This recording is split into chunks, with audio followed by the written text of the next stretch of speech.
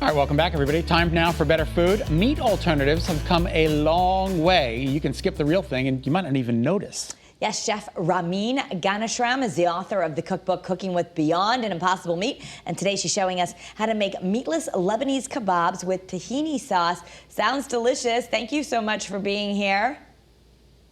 It's my pleasure. Thanks for having me. Do you find that it's easier to work with meat alternatives or as opposed to regular meat, or they're about the same?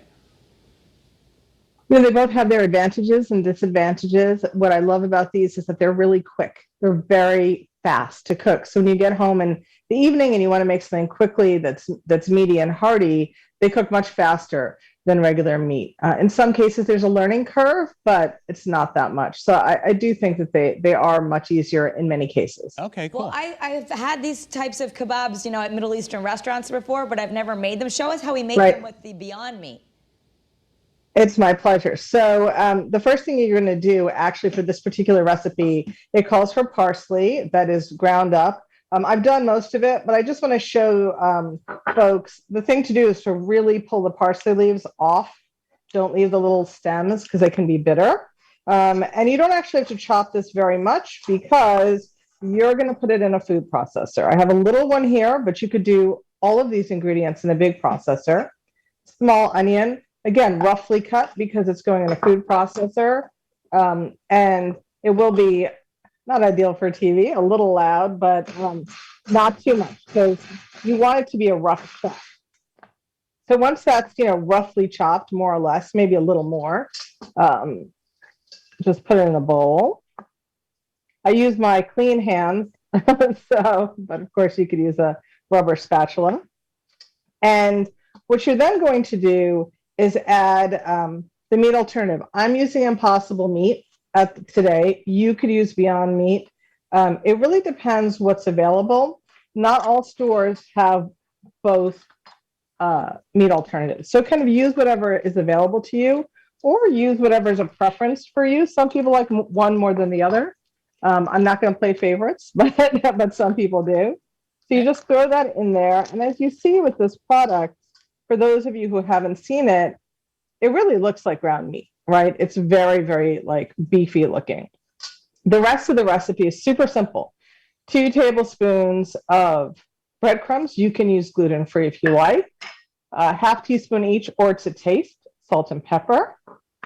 Half teaspoon of cumin ground. Half teaspoon of smoked paprika. I like to use smoked paprika because if you're using the oven versus the grill for this recipe, that gives it that little smoky flavor as if it were on a barbecue grill. This is a 1/4 teaspoon of allspice, 1/4 teaspoon of cumin, and about 1/8 teaspoon of nutmeg. And so people who are familiar with Syrian or Lebanese cooking will know that these are a lot of the components of a spice mix called 7 spice powder. Then you're just gonna massage it together with your hands. Really quickly, it just has to be brought together so all the ingredients are really well mixed. And then forming these, sorry, go ahead. Do you sing while you're doing this, Ramin? Do you sing, "It's impossible"? Well, I would if I could carry a tune, but since I can't, I'm going to depend on you to do it for me. So you're going to make pinto meatballs, which everyone knows about how to do that. So you're going to do that. Let me ask you, I think I read somewhere in one of your prep materials that it's better if the meat is kept cold, the Impossible Meat? It is because, what is in this product is vegetable fat to give it that meaty, fatty flavor, just like real protein, animal protein. But unlike animal protein, which is solid, and remains solid until it really hits high heat, this can become soft at room temperature because it's from a vegetable. Those of you who have used coconut oil, right? It has to be cool in the house for the coconut oil not to get liquid. It's the same sort of idea. Yeah. Okay. So what you're going to do is so from this recipe, you could have 4 large kebabs, which are about 6 or 7 inches, or 6 small ones, about 4 or 5 inches. So you're going to take, let's say it's about the size of a meatball, actually, kind of like a small. Yeah. And then you roll it gently. And so unlike meat, to answer your question, Scott, unlike meat, it's not as malleable, right? So when you can really roll around meat and form it, this you have to be a little more gentle. And you start creating almost like a football shape. And then I'll do it here and then I'll show you. You just gently squeeze it into this kind of, that shape that you've had in Middle Eastern restaurants, that kind of long, elongated shape. You can see it here. Oh, it's beautiful. Right, what it looks like. Yeah, and then you just repeat that with all of it, to get about 6 in this case. And I'm doing them small because I find that they're really delicious put into a pita kebab and a pita bread. You can have it with rice. You can just have it with a salad for your protein. And then you just continue to form these. So I'm going to put them in the oven. Okay, we have about a minute left, just to give you a little time. Yeah.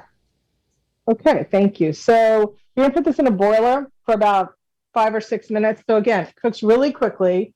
You're going to put it in a broiler, and I have some ready for you to see what it looks like when it's finished, which is this. Wow, that looks so you can see that it's right. It looks just like kind of what you're accustomed to in a restaurant, Lebanese restaurant, and it tastes virtually the same. That's the thing that's surprising. I'll open one for you. Sorry for the parsley on my fingers. You can see it just kind of even cooks up like meat, and it tastes virtually the same. Super simple. The book has actually kebabs 4 different ways, 4 different sort of cultural versions of kebabs. Great for weekday afternoon dinner. Yeah, all right. Well, thank you so much. Yeah. And you're so welcome. Thank you for having me. Once again, the cookbook is called Cooking with Beyond and Impossible Meat, and you can find it online now. I like that it's actual recipes. It just makes it more interesting than just throwing, Beyond Burger on the grill. I love it. It looks delicious.